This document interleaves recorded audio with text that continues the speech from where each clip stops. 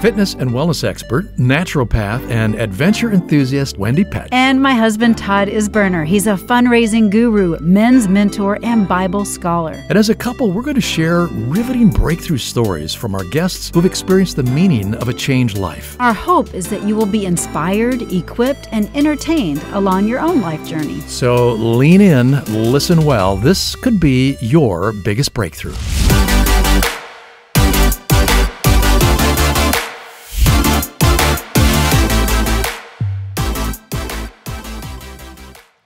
Hey, and welcome to this episode of Your Biggest Breakthrough. I'm Wendie Peck. I'm Todd Burner. And today we're going to be talking about knowing your limits. Knowing your limits. Wow, that's a big title. Well, it is not really, but I want you to know it's a two-sided coin, actually. Doesn't sound that way to me, because if you know your limits, you're going to pretty much just hang it up, tap out like, all right, I can't do it. All right. Well, What's let me explain. All right. It could be the difference. Let me explain it to you. So it could be the difference between a gold, silver, or bronze, or no coin at all. Wait a minute. Did you say coin? That's right. It kind of looks like a coin. A gold or bronze. It's a metal, but it looks like a coin. Yeah. Okay. I don't think the medal winners would like you to say, oh, you got a nice coin there. What's that, bronze or silver? Well, here's why it's a two-sided coin or metal, because you've got to know your limits, but you also need to be able to reach beyond those limits as well. At the same time? Well, kind of. Okay, this I gotta hear. Okay. I'm supposed to unpack this whole concept. All right, with ready? you. Take it away, Todd. Yeah, thanks a lot. I mean, I do understand the know your limits part of it, because are you sure you do? I think I do, I'll talk about it in a moment. But give me an example of someone currently that a lot of us would know about who recognize their limits. Yeah, well, obviously it's all in the news, and we've been watching it. We've been watching the Olympics in Tokyo. Here in the year of 2021. That's correct. In case you're listening in the future. In what, like year 2040? 30, 21? Okay, maybe. So 2021 Olympics in Tokyo, and we've all been watching Simone Biles and rock star. Man. Yes, she is amazing. The gymnast, that's correct. And really, she's just been, people have been dogging her because she knew her limits. She was not in a good place mentally or physically to carry on. Why are you telling me? No, I don't know all the details she was to compete. Yeah, well, she was to compete with events. Her team. Yeah. And basically what she did is she stepped back. She yielded so that it would offer her team an opportunity to place. But she was the obvious winner, gold medal winner. So she pulled out because of her event. That's right. Because she was not feeling mentally stable. The twisties. And she was having the twisties. That's really funny. I mean, think about that for a minute. You've got this thing called the twisties. So when she came off towards her landing, doing all these twists and all this stuff, she literally got confused and wasn't sure where or how she was going to land. And that would have been a disaster had she carried through, got the twisties in her dismount, and it's all over. And they may not have gotten a medal at all. And they actually got silver. They placed silver because she knew her limits and she knew when to yield. And I think that is admirable of her. And I'm just encouraged. And instead of giving her a hard time, I see, wow, this takes real maturity. Takes courage. Absolutely. But she got absolutely hammered. Yeah. By all kinds of people in the press and social media who said, "What? They don't understand the twisties." No, they don't. But they're thinking, wait a second, you are a world-class athlete. You are a gold Olympian. Yeah, suck it up, Buttercup. Right, that's what they're thinking. But she was smart as they enough. Sit on their couch eating their chips and watching the Olympics. Yeah, hitting Facebook and Instagram, saying you're a loser.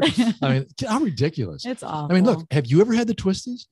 Well, I wouldn't. I guess you had the twisties. Of course, but I didn't know it as the name twisties. But I don't mean physically. I mean where sometimes you get jumbled up. Yeah. Or get so jumbled up you don't know whether or not you can carry on. And the smartest thing to do at that point in time is literally pause.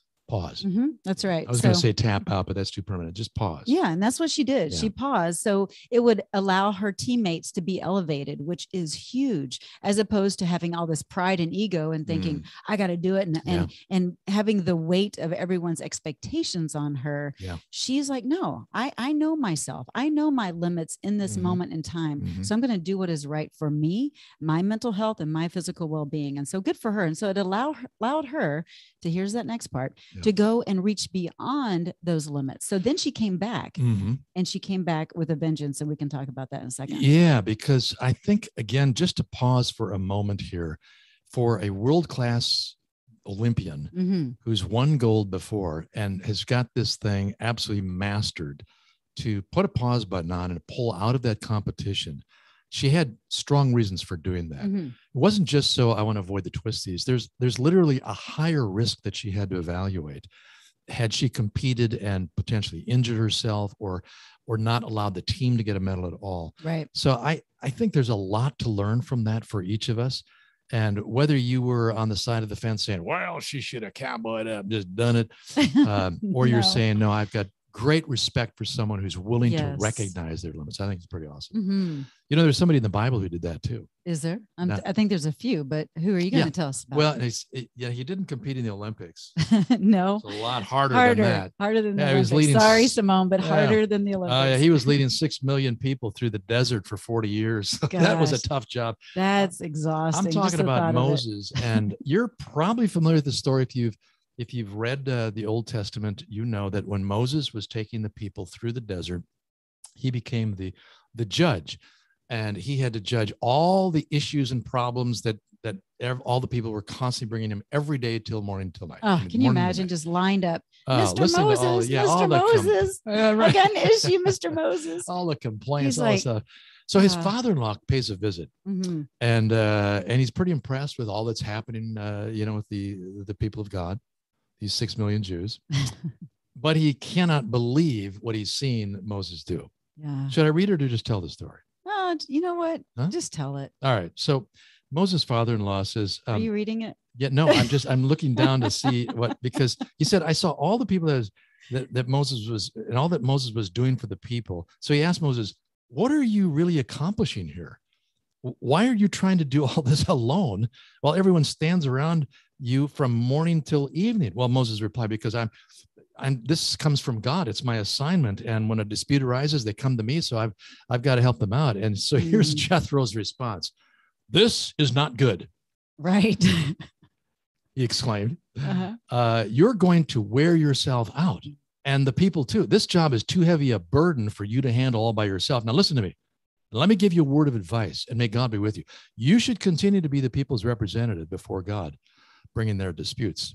But teach them God's decrees and give them instruction, show them how to live, but select from all the people some capable, honest men who fear God and hate bribes. Appoint them as leaders. Yes. And then he literally broke it down in groups of 50, 100, and so on, and have them bring all the major cases to you. But let the leaders do this and carry this burden for you. Now, here's what he says. If you follow this advice, and if God commands you to do so, then you will be able to endure the pressure, and all these people will go home in peace. So I think about that as a classic example of thinking, I got it. I can handle this. And the reality is you have not been honest in recognizing you too have got your limits. I have had the Moses syndrome before. I think we all have. Ditto. Gosh, it's exhausting. Whether you're running your family and not recognizing when it is that you've got to get a timeout and get personal rest and recovery for yourself. Yeah. Or engage others to help you, or you're running your business, or even from a physical standpoint where you just think you're younger and more athletic than you are. Are you speaking from experience on that one? So the other day, Wendie says, I'm going to go out and I'm going to run some sprints. Yeah.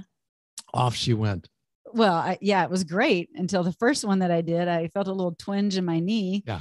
And I thought, So all right, I'm going to do another one. Yeah. So do you think Wendie stopped there to recognize her limiting, physical? I ran about 8 or 9 of them, and it was Would you great. like my knee brace now? No, I actually feel great. I'm excited. I pushed you through. Overcame. Yeah. I did. But there are times when we have to recognize I am simply limited in this, and I'm going to risk doing more damage than good if I don't put a pause on it. Yeah. Or build your way up to what you think in your mind you're able to do. Yeah. So, there's a like you said, there's a flip side of that coin. Yeah, there is. The flip and side. What is the flip side? Is reaching beyond your limits as well, and knowing what that is and when that is to occur. So go back to Simone. Well, I was going to say, but that seems a little contradictory, because it is a little bit. If you want me to recognize that I have limits and acknowledge it, put a pause button on it. Yeah. Now you're telling me that at the same time, maybe I'm not pushing through and not. Yes. What I have, like self-limiting. You might beliefs or what? Yeah, it could be limitations in your mind, but also just yielding and knowing, okay, I'm not at this level yet, but I'm going to work up towards it. So those sprints, could have, I could have warmed up to those. But let's go back to Simone for just a moment, because she was in a place of really being on the sidelines and yielding. And then all of a sudden she's like, you know what? I don't know if it was all of a sudden, but she decided to get back into the competition on balance beam. And it was just so incredible, because she did win a bronze medal in doing that. And she could have totally just been on the sidelines the whole time, but she decided to push through. Yeah, she could have hit the pause button permanently and just been on the sidelines cheering her. But she recognized when she was at that point, and I think that was the key. Right. It's a timing thing. When she recognized, were gone. Okay, I can handle this part of it. Yeah. I've got confidence in this, and I'm going to go forward and go ahead. And that's, I think, sometimes the part that a lot of us forget about. We recognize our limits. We hit the pause button, and then we never remember to take it off the pause button. Right. We kind of get comfortable in that place. That's true. We stop pushing ourselves. But you mentioned confidence. I think sometimes you don't always have the confidence, and you should still push through. And the confidence comes as you're going through the motion. That's a good point. Yeah. So you got to start out again. Right. And start heading towards that particular goal again, whether it's in your family or your business or relationships or your physical. There's something that you've got your eye on out here. And for the moment you had to put a pause on it because you thought, I've reached my limit on this. But there is a time then to say, all right, let's start going after it again. And so I see you've got some notes here. I do. I have some notes about, because the Olympics, they're just so inspiring. And we've been watching a little bit here and there, from the swimming and the diving to the track and field. And it's just amazing, these athletes. And so what comes to mind is the 400 meter hurdles. And these two women, I'm sure you watched it. If you didn't, you have to go back and look at the replays on YouTube or something. But Sydney McLaughlin and Dalilah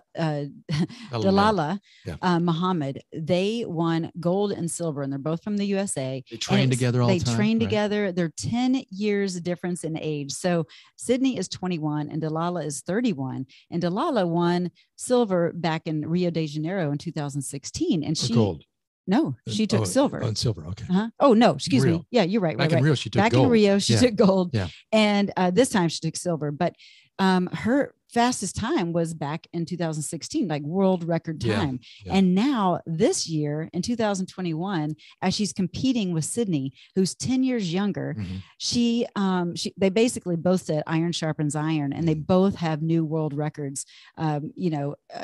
I think Sydney had, it was 51.46 and Dalilah 51.48. That was their both record time. New world records. And so one was gold, one was silver.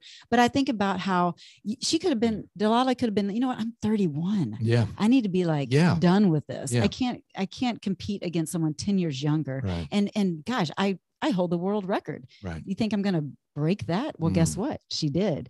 And so she pushed beyond those maybe, I'm sure she probably had those beliefs for a moment, even if it was just a smidgen of a moment, like, ooh, can I even do this? Sure. Yeah. But part of the success for her was believing that she didn't have to limit herself, and she could go as hard as she possibly could with a training partner who she knew could potentially beat her. Yeah. Which is a great example again in life. If you're not surrounded by people who are pushing you and modeling for you, right? You're just going to kind of coast. You're going to coast. Yeah. Or you're going to hit that, okay, I know my limit. That's it. I'm not going I've hit the world record, and that's what I'll hit next time. Yeah. So personal example on that, Wendy. Personal example. For you. Well, that's putting me on the spot. Okay, well, why don't you go first? Oops, wait. Hang on one second. What did I do? I dropped my. What are your limiting beliefs right now? Your earbud. No. So there was a time back in the day when I was running my business, and this is a few years back. where I really truly believed I could do it all. Kind of like Moses is like, I got this. Hey, no problem. I carry the weight. And, I've had to stop and recognize I'm just like on the edge of burnout. I'm not nearly as effective as I could be. So I had to recognize, no, you have limits, buddy. There's only one of you. So brought help in, incredible staff, worked with them, trained them, and they just literally carried the load. But rather than just calling it quits at that point and saying, you know what, I think I'll go golfing. Yeah, they got this thing. No. It seemed to drive me even harder. I was more careful with how I spent my time, not going towards burnout because I was now having the load shared. But our company continued to grow, and we seemed to have even greater effect. And I was caught right up in that, believing that, God, you're the only one who would set a limit on what you want to do. And I think that's an important balance for us to carry. And I'm not saying I got it all down. I'm still trying to balance this thing out. On knowing when you have to put a pause button because of your limits, and at the same time recognizing when the time comes to keep pushing hard again. Yeah, that's so true. So just knowing your limits and knowing that you need to reach beyond them as well. And what does that look like? So what are the benefits of knowing your limits? Let's talk a little bit about that on a practical level. Yeah, I would say it's a risk evaluation time. Yeah. Like, you really just kind of have to weigh the risk. If I keep going and I don't put a pause button on, what am I risking? And in Simone's case, it was risking her physical health. She could have literally damaged herself. And maybe for you, you're facing something financially and you're getting deeper in debt. You haven't recognized there's a limit to the ways in which you're managing or not managing your money. You potentially could be headed for bankruptcy. Yeah. And so it's important to know that there's a huge benefit in putting the pause button down and saying, I got to get some help. I'm going to get some training. I'm going to take care of learning how to manage. I'm going to get out of debt. But I think you get the drift, right? You have to recognize where you're limited. You do. And then get help. Or maybe you have, I don't know, a special needs child and you think I've got to do all this myself and you're worn out, you're exhausted, but there are people that can come in and give you respite. And in fact, you need that respite so that you can show up as the parent that you need to be for that special needs child. So that just comes to my mind. I have a friend that's kind of in that place of just feeling exhausted. And so whether it's that, or even if it's a different kind of relationship, maybe it's a relationship that's kind of always tested, there's some friction in that relationship.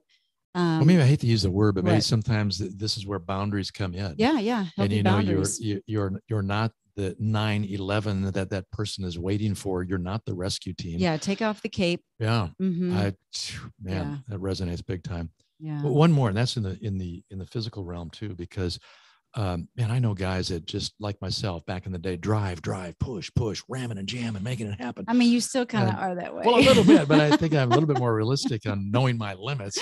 Yeah. But ultimately that leads to burnout. And I've known a few who have hit burnout, and it's a very sad thing because not only physically does it take its toll. Yeah, it taxes your adrenals. Everything. Yeah. Then it starts to seep over into family relationships and relationship with God. And it's not a good place to be. And it's all because of the stubborn pride and ego, and even sometimes blindedness of not admitting I got limits. Yeah. I got them. I got limits and I need help. So where do you need help today? And where are you willing to push beyond those limits? Are you able to recognize? And maybe you aren't able to recognize right now where you can push past certain limits. So maybe ask people around you, like, hey, do you see maybe where I'm kind of prideful in this area, or I'm stuck with thinking I've got to do it all or whatever. Have someone else maybe give you fresh perspective and some eyes on the situation. What if you're married? Your spouse is obviously I don't know that's so good. The best sounding board. No, Wendy and I do bust each other. Do. We really do. Because we'd just be working too hard, too long. Yeah. And one of us has got to call a timeout and kind of bust the other one and insist that they take good care of themselves by putting things on the pause button. So true. So now I have committed to getting facials and massages every month and getting manicures. Yeah. So thanks, Todd. You are so welcome. What have I committed to? Let's see. When's the last time I pulled out the golf clubs? Yeah. You know what? You should. You really should. Okay. All right. So now, here's your wait, what? Well, just one other thing I wanted to mention, because when we do then recognize that, okay, I think I've got this balanced out. I've put a pause on my limits. And I'm also starting to recognize at the same time, there's some self-limiting doubts that I'm plagued with that is preventing me from pushing forward. Mm-hmm. And I love the Apostle Paul. If you've read the letters of the New Testament, you will obviously recognize him as a hero of the faith, and talk about ramming and jamming. He was going for the gospel. Mm-hmm. But he also knew that he could not do this without the Lord's help. So there's a verse in the Bible that a lot of us need and want and are encouraged by and apply hopefully to our lives. And that is in Philippians 4:13, I can do all things through Christ who gives me the strength. Yes. And without God's Holy Spirit, the Spirit of Christ in you, giving you the strength, you're going to accomplish a lot, but are you going to accomplish the right things? Mm-hmm. And are you going to be stopped by fear or those self-limiting doubts that prevent you from going the distance that God wants you to go with him? That's right. Allow the super to attach to your natural. Yeah. So take that two-sided metal or coin and flip it over, recognize your limiting beliefs and put a pause button on it, and recognize where you're self-limiting and go ahead and hit the start button and keep going through Christ. Yep. Thanks so much for tuning in to this episode of Your Biggest Breakthrough. We hope this was a blessing to you. And if it was, please share this episode with others, and we'll catch you on the next episode next week. Be blessed.